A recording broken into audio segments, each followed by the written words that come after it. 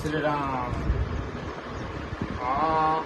अरे ऊंचे ऊंचे कोठावा उठवला नरेंद्र मोदी, ऊंचे ऊंचे कोठावा उठवला नरेंद्र मोदी, ताही पर कमल लगाई, हाय सीताराम भजी हो रामा, ताही कमल फूलावा लगाई, हाय सीताराम भजी।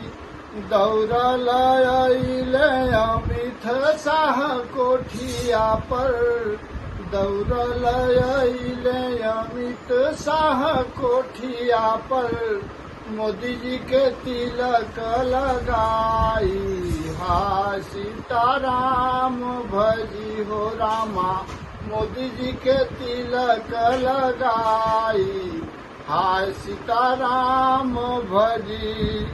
कमल लेके बुलडोजर बाबा आइले हो, कमल लेके बुलडोजर बाबा आइले हो, पगरिया बाबा मुस्कुराई, हाय सीताराम भजी हो रामा, पगरिया बाबा मुस्कुराई, हाय सीताराम भजी। जय श्री राम हो।